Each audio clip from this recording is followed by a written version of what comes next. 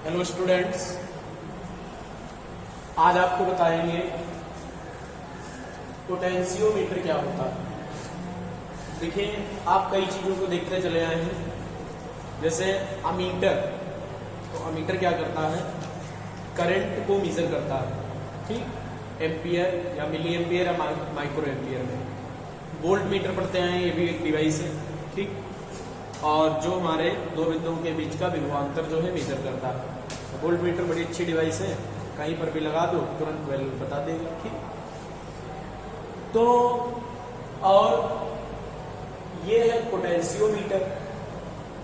Metre का अर्थ हो गया मापने वाला, पोटेंशियो का अर्थ है यहाँ पर पोटेंशियल डिफरेंस, दो बिंदुओं के बीच का पोटेंशियल डिफरेंस या किसी सेल का विद्युत वाहक बल, ठीक। इन सब का मापन करने के लिए यूज होता है विभव मापन। देखो, वोल्ट मीटर से भी सेल का विद्युत वाहक बल, दो बिंदुओं के बीच का विभवांतर मापा जा सकता है, लेकिन वोल्ट मीटर से सेल का विद्युत वाहक बल या दो बिंदुओं के बीच का विभवांतर मापते समय यथार्थ वैल्यू नहीं प्राप्त होती, ठीक।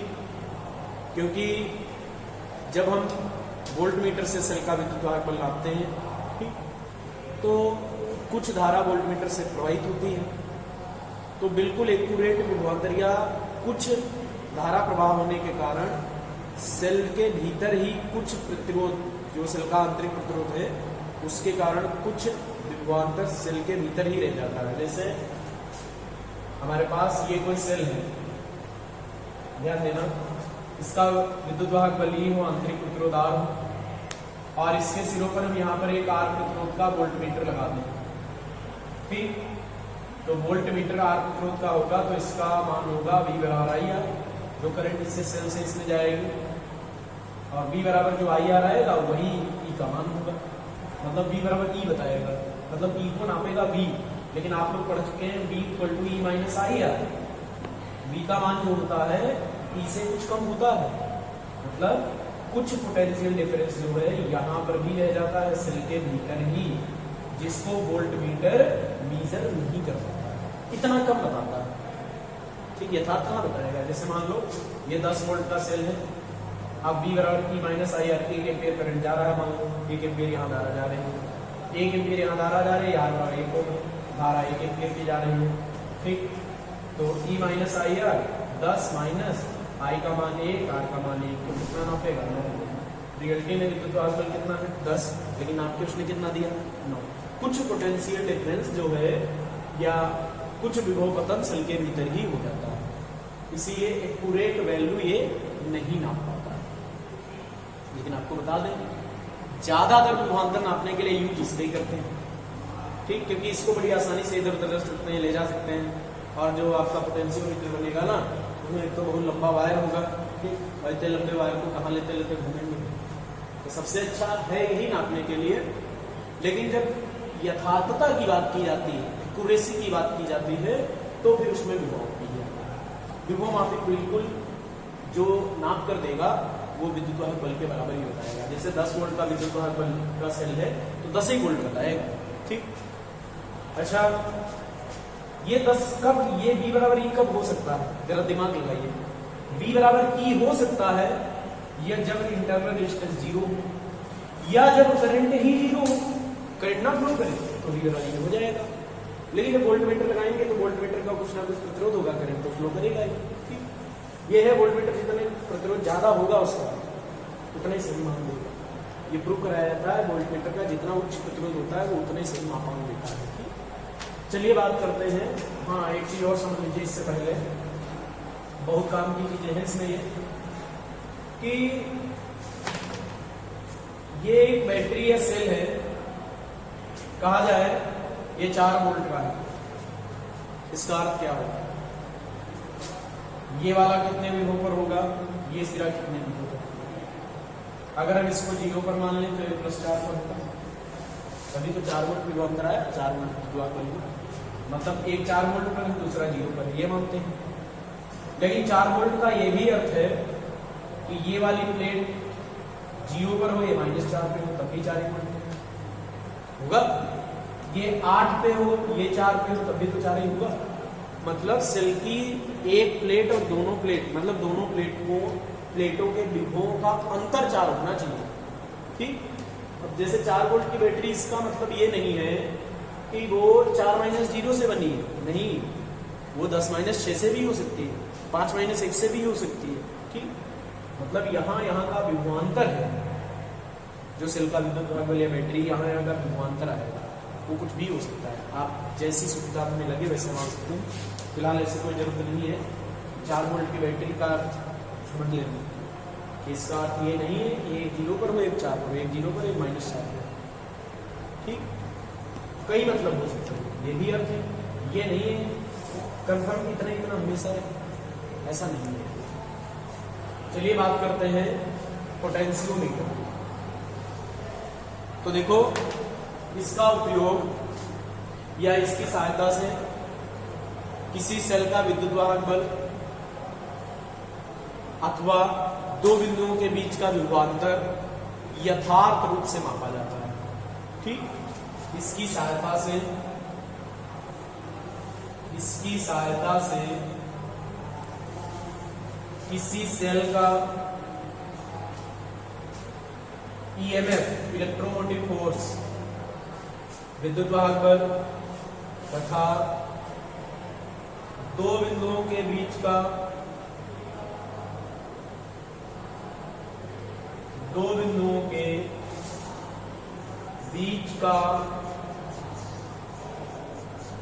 विभवांतर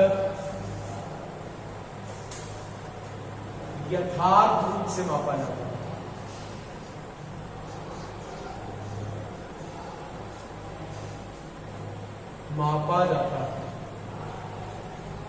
ठीक, दो बिंदुओं के बीच का विभवांतर अथवा किसी सेल का विद्युत वाहक बल यथार्थ रूप से। लेकिन विद्युत वाहक बल या विभवांतर मापने के लिए आपके कौन सा डिवाइस है? Volt meter. इससे भी नापते हैं, 10th में पढ़ते भी हैं वोल्ट मीटर क्या है। वोल्ट मीटर की सहायता से भी ये काम करते हैं, लेकिन एक्यूरेट वैल्यू जो है वो विभवमापी से प्राप्त होती है। एक्यूरेट वैल्यू जो प्राप्त करने की बात आएगी तो विभवमापी से। अगर आप चाहे तो यहाँ पर लिख सकते हैं, लेकिन वोल्ट मीटर का उपयोग विभवमापी से ज्यादा होता है। परिपथ में आप कहीं पे जाओ, वोल्ट मीटर लगा लोगे विभवांतर नापने के लिए। अब विभवमापी कहाँ ढूंढोगे? ठीक, विभवमापी बड़ा परिपथ आएगा, कैसे ले जाऊंगा? ठीक, तो इसलिए ज्यादा यूज तो वोल्टमीटर का है, लेकिन यथार्थ वैल्यू निकालने के लिए आप यूज करेंगे विभवमापी। ठीक, इसके बाद इसका यूजेस क्या है, उपयोग क्या है? तो उपयोग इसका यही है कि उपयोग इसका काहे में करते हैं, किसी सेल का विद्युत वाहक बल ज्ञात करना। ठीक, नंबर 1, सेल का विद्युत वाहक बल ज्ञात करना, ईएमएफ ज्ञात करना।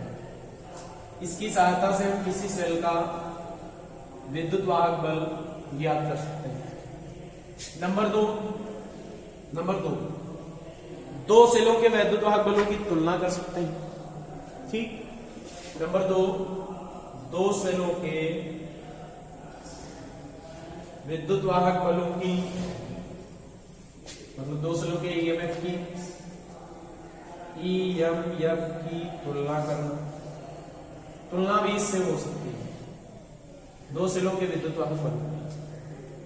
तीसरा है, इसकी सहायता से हम किसी सेल का इंटरनल रेजिस्टेंस भी ज्ञात कर सकते हैं। सेल का आंतरिक प्रतिरोध ज्ञात करना, आंतरिक प्रतिरोध ज्ञात करना। 3 यूजेस हैं जो कि आपके कोर्स में भी है। सेल का ईएमएफ ज्ञात करना, दो सेलों के ईएमएफ की तुलना करना, सेल का आंतरिक प्रतिरोध ज्ञात करना। ठीक, देखो जो पहला पढ़ेंगे ना, ये पूरा जो होगा वो विभवमापी से पूरा रिलेटेड होगा। सेल का विद्युत वाहक बल ज्ञात करना E = KL से, है ना, सूत्र आएगा। तो सेल का विद्युत वाहक बल ज्ञात करने में, दूसरा कंपेयर करने में ईएमएफ की, तीसरा आंतरिक प्रतिरोध ज्ञात करने में। ठीक, देखिए सबसे पहले आप पढ़ेंगे सेल का ईएमएफ ज्ञात करना। किसी सेल का हम विद्युत वाहक बल कैसे ज्ञात करते हैं? परीक्षा में तो ये टुक्स देता है, विभवमापी क्या है, इसकी सहायता से किसी सेल का विद्युत वाहक बल कैसे ज्ञात करते हैं। वही तो आप भी पढ़ रहे हैं, सेल का विद्युत वाहक बल ज्ञात करना। ठीक, तो पहला इसका पढ़ेंगे सेल का ईएमएफ याद करना और थोड़ा और जानेंगे होता क्या है इसमें, ये बस समझिए। विभव मापी में होता क्या है, परिपथ तो हम बाद में बना लेंगे। विभव मापी में एक वायर होता है, ठीक। विभव मापी में इसमें एक वायर होता है कुछ मीटर लंबा, किसी मिश्र धातु का, कुछ मीटर लंबा, 1 मीटर 2 मीटर 4 मीटर, ठीक। बुक्स वगैरह में लिखते हैं 4 से 12 मीटर है? और फिर हम न्यूमेरिकल हल करेंगे 1 मीटर वाला, उन्हें भी कंफ्यूजन हमें सीधा बोल दिए कुछ मीटर लंबा, ठीक। कुछ मीटर लंबा एक वायर होता है किसी मिश्र धातु का, जैसे कांस्टेंटर, मैग्नीज, इनका होता है, ठीक। और इसको ए भी मान लेते हैं तार को, और फिर इसका जो एक सिरा होता है उसको एक बैटरी से जोड़ देते हैं, और ये बैटरी ऐसी है जिसका विद्युत वाहक बल भी ज्ञात होता है, ये बैटरी बी से जोड़ देते हैं जिसका हमें विद्युत वाहक बल मालूम है, ठीक। मतलब ज्ञात विद्युत वाहक बल की एक बैटरी होती है, जिसे मानक बैटरी भी कह सकते हैं, बाकी बुक्स वगैरह में B1 इसको लिखते हैं, ठीक। और यहां पर एक कुंजी जोड़ देते हैं, एक यहां पर जोड़ देते हैं धारा नियंत्रक, धारा नियंत्रक जिसको आप बोल सकते हैं परिवर्ती, है ना, कुंजी के धारा नियंत्रक आवेश, ये एक परिपथ बना देते हैं। कब, ध्यान देना, ये परिपथ बनेगा। विभव मापी में होता इतना ही है, इतना ही विभव मापी। फिर आगे जैसे मान लो किसी सेल का विद्युत वाहक बल निकालना है तो फिर हम इधर सेल को जोड़ने लगते हैं, ठीक। आंतरिक उत्तरण निकालना है, सेल को जोड़ते हैं, इसी व्यवस्था के अनुसार कंपेयर करना है, 2 सेलों को जोड़ते हैं। और सुन लीजिए कि इस चीज को, ये वायर कुछ मीटर लंबा है तो इसको ऐसे थोड़ा ना ले लेते हैं कि परिपथ बन जाए, इसको एक लकड़ी का पटरा होता है, ठीक। और उस पटरे पर अब मान लो 10 मीटर लंबा है तो 10 मीटर लंबे पर इसको कहां तक फैलाएंगे, ठीक। तो लकड़ी के पटरे पर क्या करते हैं, इसको इस तरह से डाल देते हैं ऐसे, ठीक। और इन जगहों पर क्या कर देते हैं, कस देते हैं इन जगहों ऐसे, या पेच लगा देते हैं। और ये सिरा, ये सिरा, इसको क्या करते हैं कि यहां पर वही बात, एक प्रतिरोध परिवर्ती, कुंजी जोड़ दी, एक बैटरी जोड़ दी, है ना, एक बैटरी जोड़ दी, इस तरह से बन गया ना, वही बात तो है। अब इसको हम और जैसे और ज्यादा लंबा होगा और ज्यादा ये दिखा सकते हैं, पूरा परिपथ में हम ऐसे दिखाएंगे, जनरली परिपथ ऐसे बनाएंगे, ठीक। ये बैटरी हो जाएगी, कुंजी हो जाएगी, धारा नहीं करके आपका वायर हो जाएगा, ये सिरा ए हो गया और ये सिरा बी हो गया, ये प्लस टर्मिनल से ए सिरा, माइनस टर्मिनल से बी सिरा, ठीक। विभव मापी में इतना ही होता है, ये विभव मापी का जनरली फिगर ऐसा है। और एक बात सुनो कि जो हम बैटरी लगाते हैं, ये बैटरी, इसका जो विद्युत वाहक बल होगा या विभवांतर होगा, जो भी है, अगर यहां पर कोई रजिस्टर नहीं है, कोई प्रतिरोध नहीं है, तो सारा विभवांतर इसके सिरों पर स्थापित होगा। और मान लो तार AB के सिरों पर B विभवांतर स्थापित हुआ, ठीक। और तार AB की लंबाई है L, थोड़ा ध्यान देते हैं, तार AB के सिरों पर भी विभवांतर स्थापित हुआ, तार AB की लंबाई है L, तो L लंबाई का विभवांतर B हुआ। ये भी हो सकता है, यहां प्रतिरोध भी हो सकता है, लेकिन अगर हम तार की बात करें तो तार के सिरों पर विभवांतर यदि V उत्पन्न हो तो L लंबाई पर भी विभवांतर होगा। अगर हम बोले आप बताओ जरा हमें एकांक लंबाई पर कितना होगा, तो आप बोलेंगे V मान लीजिए, जैसे 2 मीटर पर 10 वोल्ट का विभवांतर है तो 1 मीटर पर कितना होगा, 5 वोल्ट का होगा, मतलब 2 से भाग कर दिया आपने। तो L लंबाई पर V विभवांतर है तो एकांक लंबाई पर V मान विभवांतर होगा। इसको कहते हैं पोटेंशियल ग्रेडियंट, V अपान L, पोटेंशियल ग्रेडियंट, ठीक, या विभव प्रवणता इसको कहते हैं। और किसी वायर में ये चीज कांस्टेंट रहती है, ये जो है ये कांस्टेंट रहती है किसी वायर के लिए, ध्यान रखना। विभव प्रवणता जो है किसी वायर के लिए क्या है, कांस्टेंट रहती है। अब विभवपूर्णता के प्रतीक कई होते हैं, जैसे 28 से लिखते हैं। ठीक, कैसे लिख सकते हैं? k equal to V upon एकांक लंबाई का जितना विभवांतर होता है किसी वायर में, उसको हम विभवपूर्णता कहते हैं। ठीक, अब एकांक लंबाई पर 2 है तो 2 मीटर लंबाई पर 4 होगा, 5 मीटर पर 10 हो जाएगा। ठीक, ये कांस्टेंट रहता है, ये हमेशा कांस्टेंट रहेगा। अच्छा, अब हमने बोला कि भाई ये बताओ, यहां पर पॉइंट कोई सी हो तो इसकी लंबाई x हो, तो x लंबाई का कितना विभवांतर होगा? कौन बताएगा? एल लंबाई पर v, एकांक लंबाई पर v पाने ले, तो x लंबाई पर कितना होगा? v पाने ले इंटू x गुण होगा। यही तो x लंबाई का विभवांतर हुआ। जैसे एकांक लंबाई का 2 तो 4 का 8 लंबाई से गुणा होता चला जाएगा। एल लंबाई पर v, एकांक लंबाई पर v पाने, x लंबाई पर v पाने ले इंटू x, ये किसका विभवांतर है? VAC है कि नहीं? और VAC, V पाने क्या है? V पाने को हमने पोटेंशियल ग्रेडियंट K माना है, तो VAC बराबर हो जाएगा KX। थोड़ा ध्यान रखना, बस यही मेन इसका बेसिक यही है, बिल्कुल विभवांतर। आपको हल करने का, क्वेश्चन हल करने का यही तरीका रहेगा कि आपको इतनी लंबाई का विभवांतर निकाल लें, फिर इतनी लंबाई का विभवांतर ले लें, मतलब जो भी हमें लंबाई दी जाए बाद में, या v बराबर kx से कर सकते हैं। हम तो k भी नहीं लिखना चाह रहे थे, हम तो चाह रहे थे v पान l इंटू x ही लिखे, बड़ा आसान, v पान l इंटू x, k को भूल जाओ। अब अगर k लिखोगे तो डिफाइन करना पड़ेगा उसको कि क्या है। तो बेसिक तरीका विभवमापी में यही आपको यूज होने वाला है, जो आगे हम आपको बताएंगे। ठीक, तो इसके बाद स्टार्ट करेंगे। सबसे पहले सेल का ईएमएफ याद करना।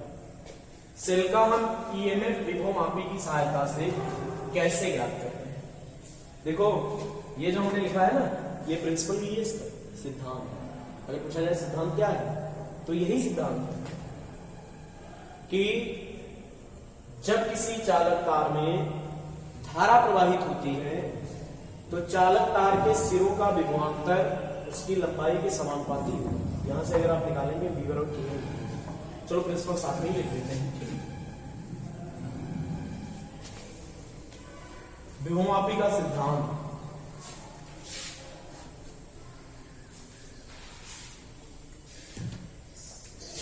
विभवमापी का सिद्धांत समझिए कि जब किसी चालक तार में धारा प्रवाहित होती है, जब किसी चालक तार में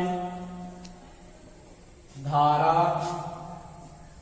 प्रवाहित होती है तो तार के सिरों पर उत्पन्न विभवांतर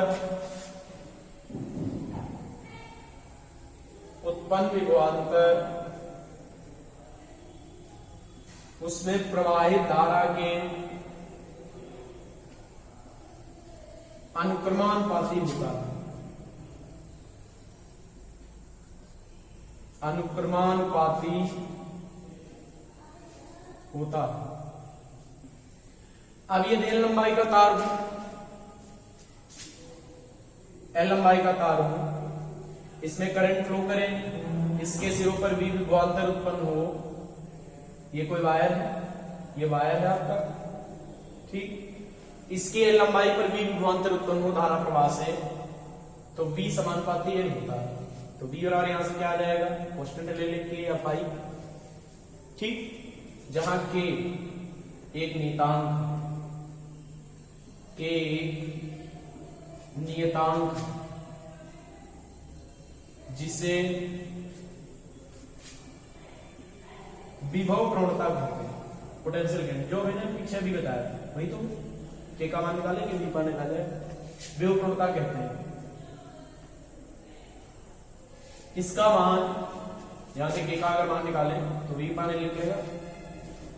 इसका मान एकांक लंबाई में उत्पन्न विभवांतर के बराबर होता है, या एकांक लंबाई में होने वाले विभव पतन के बराबर होता है, ठीक। जैसे एकांक लंबाई में जितना पोटेंशियल ड्रॉप होगा वो विभव प्रवणता के बराबर होगा। लिख देंगे इसका मान एकांक लंबाई में, एल का मान निकले के बराबर बी हो जाएगा। इसका मान एकांक लंबाई में होने वाले विभव पतन के बराबर होता है। ये है इसका प्रिंसिपल। अब हम स्टार्ट करेंगे सेल का विद्युत वाहक।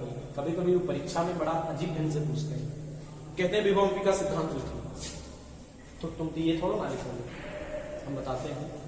इतना लिखने के बाद जो सेल का ईएमएफ ज्ञात करने का तरीका है वो भी लिखना है। ठीक, विभवापी के सिद्धांत में पूरा विभवापी मान लीजिए आ जाता है, लेकिन जब तोड़ तोड़ के पूछे थोड़ा थोड़ा तो वैसे करना लिखना है। ठीक, बेसिकली आपको ये ध्यान रखना है k equal to V upon L, और हमें जरूरत पड़ेगी अगर x लंबाई में विभवांतर निकालेंगे, ये l लंबाई में विभवांतर के x लंबाई में kx हो जाएगा। यही इसका प्रिंसिपल है मुख्य रूप से, जो हमने पीछे भी बता दिया है। अब इसका नंबर 1 डालेंगे कि सेल का विद्युत वाहक बल ज्ञात करने में इसका यूजेस कैसे करते हैं। किसी सेल का विद्युत वाहक बल ज्ञात करना, सेल का विद्युत वाहक बल ज्ञात करना, ठीक है। पहला यूजेस इसका होगा सेल का विद्युत वाहक बल ज्ञात करना। सेल का ईएमएफ विद्युत वाहक बल ज्ञात करना। चलिए देखते हैं भाई सेल का विद्युत वाहक बल कैसे ज्ञात करते हैं। ठीक, ज्ञात तो कर ही लेंगे, इसको मिटा देंगे। अब यहां पर जब सेल का विद्युत वाहक बल ज्ञात करने में आता है तो पूरा विभवापी लिखना पड़ता है।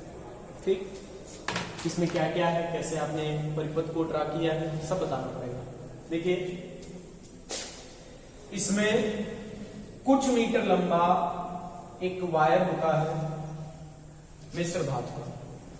ठीक, इसके सिरे ए से एक ज्ञात विद्युत वाहक बल की बैटरी V1, यहां पर कुंजी के धारा नियंत्रक RH को सीरीज कॉम्बिनेशन में जोड़कर एक सर्किट बनाते हैं। ठीक, इस सर्किट को कहते हैं प्राइमरी सर्किट, है ना। RH के बैटरी, है ना, इसको कहते हैं प्राइमरी सर्किट। ठीक, प्राइमरी सर्किट इसको बोल सकते हैं, प्राथमिक परिपथ। दरअसल रियल में इतने विभवापी है। अब क्या करना है, हमें सेल का विद्युत वाहक बल निकालना है।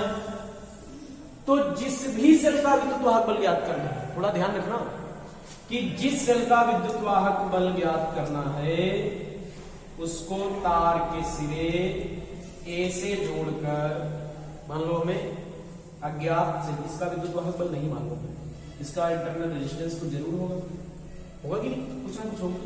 वैसे ना दिखाओ कोई बात नहीं, लेकिन दिखा दो तो कुछ है। कहां गया फिर, दिखा दिया। ठीक, एक धारा मापी यहां पे लगाते हैं जी, है ना। एक जॉकी कैसे बनाते हैं, तार ले लो, ऊपर छील दो तार को, थोड़ा सा ऐसे मोड़ दो कटिया जैसा, जॉकी छील दो, बस काम हो गया। तार ले लो, ऊपर से पतला कर दो थोड़ा, जॉकी बन गया। ये जॉकी जे, ठीक, और ये धारा मापी जी, ये परिपथ बना देता है। इसको कहते हैं सेकेंडरी परिपथ, द्वितीय परिपथ है। ये द्वितीय परिपथ है। देखो सेल का विद्युत वाहक बल क्या था, विभवापी कितना था, ऊपरी वाला तो था। ठीक, ये जिस सेल का विद्युत वाहक बल निकालना है उसको सिरे से एक बैटरी, धारा नहीं वो कुंजी, वो क्या नाम इसका, गैल्वेनोमीटर, जो से जोड़ देते हैं। अच्छा, आप थोड़ा ध्यान देना। अब ध्यान ये देना कि हमने बैटरी का पॉजिटिव टर्मिनल, सेल का पॉजिटिव टर्मिनल बिंदु ऐसे ही जोड़ा है। कभी ये मत करना कि निगेटिव टर्मिनल इधर कर देना, पॉजिटिव इधर कर देना, गलत हो गया, फिर तो कभी इसका विद्युत वाहक बल ही नहीं गया था। तो पोलैरिटी का बहुत ध्यान रखना है कि इसकी पोलैरिटी यानी इधर माइनस है, इसकी इधर माइनस करो। ठीक, पोलैरिटी का ध्यान रखना है। ये डायग्राम तब है जब हम किसी सेल का विद्युत वाहक बल ज्ञात करते होते हैं। लिखना क्या है, लिखने में बहुत ज्यादा है, ठीक बता रहे हैं फिलहाल। इसमें कुछ मीटर लंबा एक मिश्र धातु का तार AB होता है, ठीक, जिसके सिरे A से एक बैटरी B1 कुंजी के धारानियंत्रक कार्य को श्रेणी क्रम में जोड़कर एक सर्किट बनाते हैं जिसे प्राइमरी सर्किट कहते हैं। जिस सेल का विद्युत वाहक बल निकालना है उसे तार के सिरे A से जोड़कर एक धारामापी G तथा जॉकी जैसे जोड़ देते हैं। जॉकी समझ में आया क्या? जॉकी को कुंजी कहते हैं हिंदी में, कुंजी है वो एक प्रकार की, ठीक। और जॉकी को तार AB के किसी भी बिंदु पर स्पर्श कराया जा सकता है। जॉकी को हम यहाँ स्पर्श करा सकते हैं, यहाँ स्पर्श करा सकते हैं, यहाँ स्पर्श करा सकते हैं, कहीं भी स्पर्श करा सकते हैं। तो लिखते हैं, देखिए कि इसमें देखो ये रचना भी है, कंस्ट्रक्शन भी है, इसका विभवमापी का कंस्ट्रक्शन भी यही है, ठीक। रचना परिपथ का वर्णन कर रहे हैं। इसमें कुछ मीटर लंबा किसी मिश्र धातु का एक तार AB होता है। तार के सिरे A से एक मानक बैटरी है ना B1 कुंजी के धारानियंत्रक आरेख को श्रेणी क्रम में जोड़कर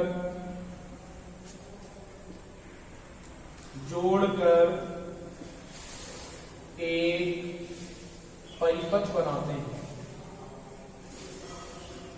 जिसे प्राथमिक परिपथ कहते हैं। भैया एक बात बता दे, तीनों प्रयोगों में ये बात बहुत प्रमुख, ये सब में होगा प्राथमिक परिपथ, ठीक। जिस सेल का विद्युत वाहक बल ज्ञात करना है, जिस सेल का EMF ज्ञात करना है उसे तार के सिरे A से जोड़कर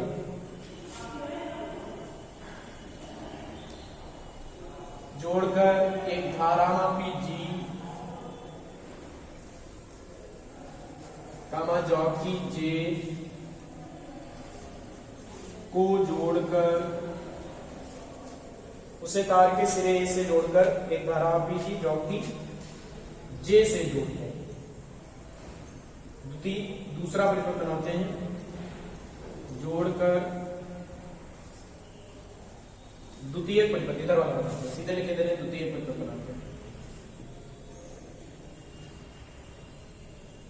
बनाते हैं। जॉकी को तार AB के किसी बिंदु पर स्पर्श कराया जा सकता है, मतलब जॉकी को यहां भी छुआ सकते हैं, यहां भी स्पर्श करा सकते हैं, ठीक। जॉकी को तार AB के किसी भी बिंदु पर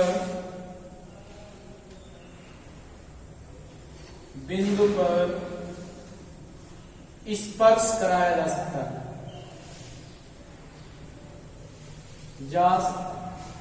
ठीक, स्पर्श कराया जा सकता है। देखो जैसे मान लो पहले इधर स्पर्श कराया, फिर इधर स्पर्श कराया, फिर स्पर्श करा लेते। यदि जॉकी को बिंदु J पर स्पर्श कराने, ये भी प्रिंसिपल में ही लिखा जाएगा। जब हम विद्युत वाहक बल ज्ञात कर रहे होंगे तो प्रिंसिपल में ही ये सब लिख डालेंगे, ठीक।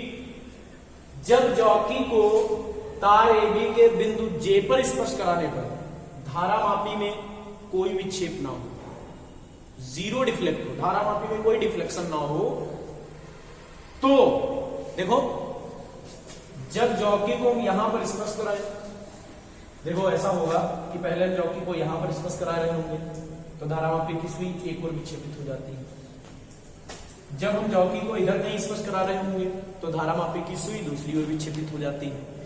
तो एक बार धारामापी की सुई इधर विक्षेपित हो, एक बार धारामापी की सुई इधर विक्षेपित हो, तो बीच में कहीं ना कहीं एक पॉइंट ऐसा होगा जहां हम जॉकी को स्पर्श कराएंगे तो धारामापी में कोई विक्षेप नहीं।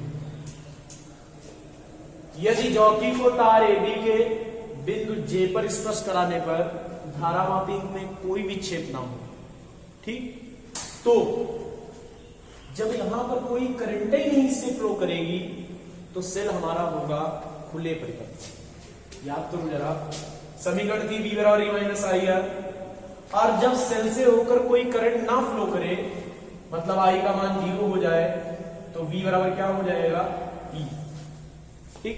मतलब यहां जो भी विभवांतर उत्पन्न होगा वो सेल के विद्युत वाहक बल के बराबर होगा, ठीक। लिखेंगे यदि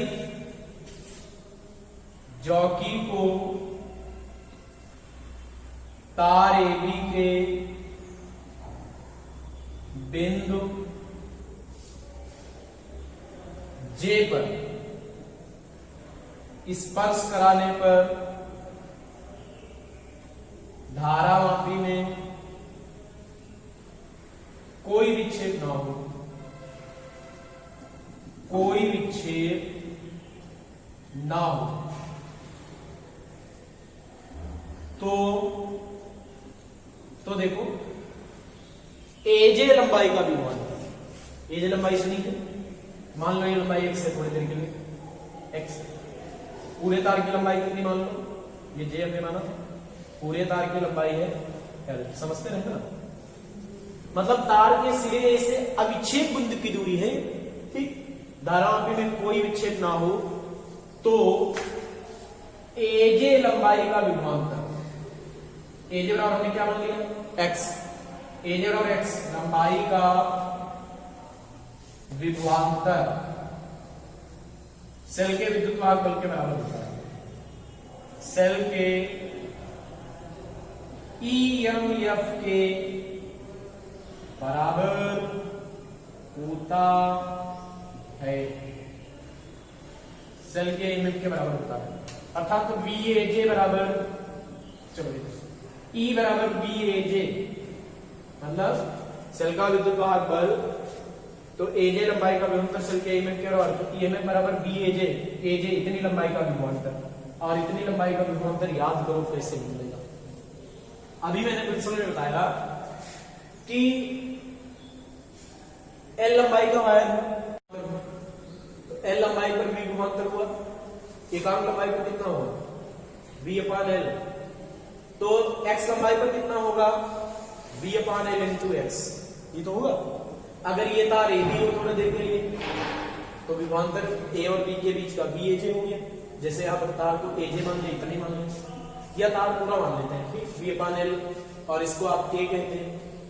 X लंबाई विभवांतर V अपान L इंटू X, तो ये आपका हो जाएगा X लंबाई का विभवांतर। अब जैसे ये मान लो यहाँ तक लंबाई X है, ये बिंदु J, तो ये VAJ हुआ कि नहीं, X लंबाई का विभवांतर। और ये क्या है आपका K, KX बराबर क्या आ जाएगा, VAJ, VAJ बराबर KX, तो यहाँ पर क्या रख सकते हैं, KX। अगर तार के सिरे से अविक्षेप बिंदु की दूरी x है तो E बराबर KX होगा, जहां K क्या है, विभव प्रवणता, और K के लिए आपने क्या पढ़ा अभी, तार के सिरों पर विभवांतर बटे तार की लंबाई, जो कि मैंने पहले बताया, 2-3 बार बता चुके हैं अभी तक, ठीक। तो इस प्रकार से अगर आपको न्यूमेरिकल क्वेश्चन मिलता है, जैसे क्वेश्चन में होगा कि यहाँ पर एक बैटरी लगी होगी, यहाँ पर तार की कुछ लंबाई होगी, सेल का विद्युत वाहक में बताओ जब धारामापी में कोई विक्षेप ना हो और ये अविक्षेप बिंदु की दूरी दी होगी, तो आप क्या करेंगे, तुरंत इसकी इतने पर विभवांतर निकाल लेंगे। अगर यहाँ पर कोई प्रतिरोध है तो फिर विभवांतर निकालने का थोड़ा तरीका लेंथी हो जाएगा। अगर प्रतिरोध नहीं है तो जो बैटरी का विद्युत वाहक बल है वही यहाँ विभवांतर होगा। जैसे बैटरी 10 वोल्ट की है तो 10 ही वोल्ट यहाँ पर विभवांतर होगा, 10 बटे इसकी लंबाई से भाग कर दो, K मिल जाएगा, K X कर दो, X से गुणा कर दो, इतनी लंबाई का विभवांतर, और यही सेल का EMF। हम जानते हैं कि जब सेल से करंट फ्लो नहीं करता है तो V बराबर E होता है। हाँ, आप सोच रहे होंगे कि इतने में भी धारा नहीं है, ये गलत बात है, बैटरी की धारा तो ऐसे जा ही नहीं है, इसमें धारा नहीं है, इसमें नहीं है। ये आपका डिफ्लेक्शन पॉइंट मिल गया विक्षेप बिंदु और इतनी लंबाई का विभवांतर इसके बराबर। ठीक, अब आपको कोई क्वेश्चन अगर दिया जाए तो आप आसानी से हल कर सकते हैं, लेकिन हाँ बेसिकली आपको तरीका मालूम होना चाहिए, भूल गए तो सब गड़बड़ हो गया। मुख्य बात कि कभी भी आपको ये नहीं करना है इसको जोड़ते समय कि इसके पोलैरिटी अलग अलग। दूसरी बात, बैटरी और सेल कुछ इस प्रकार से होने चाहिए कि बैटरी का ईएमएफ ज्यादा हो और सेल का ईएमएफ कम हो। अगर बैटरी का थोड़ा सोचो जरा कि बैटरी 10 वोल्ट की हो और जो इससे जुड़ा है इसका ईएमएफ 15 वोल्ट निकलेगा, मान लो 15 वोल्ट होता है, अलग से हमने निकाला। अब आप सोचो कि 10 वोल्ट इसका विभवांतर, तो इसके पूरे पर 10 वोल्ट आएगा और ये 15 वोल्ट निकलेगा। तो जब पूरे तार एबी पर ही 10 वोल्ट का विभवांतर है तो क्या एजे पर 15 हो जाएगा? नहीं हो सकता। इसलिए इसका ईएमएफ हमेशा इसके विद्युत वाहक बल से ज्यादा होना चाहिए। आपको ये भी बता दें कि ये और ये बराबर क्यों है, ये भी समझ लो। देखो यहां से धारा चले यहां पर फ्लो, देखो मान लें थोड़ी देर के लिए कि ये 0 पर है, ये E पर है, तभी तो E-0 E विद्युत वाहक बल बना। अब जब इसमें कोई करंट ही नहीं है तो क्या यहां पर कोई पोटेंशियल ड्रॉप होगा? नहीं, IR तो यहां उत्पन्न नहीं होना, करंट ही नहीं फ्लो कर रहा है। ऐसी कंडीशन में सुई सीधी है तो 0 यहां भी होगा, 0 यहां भी, 0 यहां भी, 0 यहां भी हुआ। इधर E चले, E यहां भी होगा, यहां भी होगा, E यहां भी होगा, तो यहां का भी E-0 हुआ। मतलब जो E है वही यहां पर होगा और जो यहां पर होगा वो इस बैटरी के अनुसार यहां का विभवांतर है, तो E-0 बराबर यहां का विभवांतर, तो इसीलिए तो BA बराबर E लिखते हैं। ठीक, ये डायरेक्ट नहीं कि हमने बता दिया ये जॉकी को तार AB के बिंदु J पर स्पर्श कराने पर धारा मापित हो, क्योंकि कोई विक्षेप ना हो तो AJ बराबर x लंबाई का विभवांतर सेल के ईएमएफ के बराबर होता है, बता दिया क्यों होता है, तो यही कारण है। यहां पर E, यहां पर E, यहां पर E, यहां पर E, यहां पर 0, यहां पर 0, यहां पर 0, यहां पर 0, सब जगह 0। तो यहां पर जो इसका अंतर आया E-0 और इसका अंतर E-0 का मतलब E हुआ और E जो आया वो इतनी लंबाई पर आया, तो वही यहाँ का जो विभवांतर होगा ठीक। तो ये आप लोगों ने पढ़ा है सेल का ईएमएफ ज्ञात करें, ठीक। और ये भी बताएंगे अब विक्षेप बिंदु हम ढूंढते कैसे, अब विक्षेप बिंदु अगर हमें ढूंढना है तो कैसे ढूंढते हैं वो भी बताएंगे, फिर न्यूमेरिकल जो नेक्स्ट वीडियो में।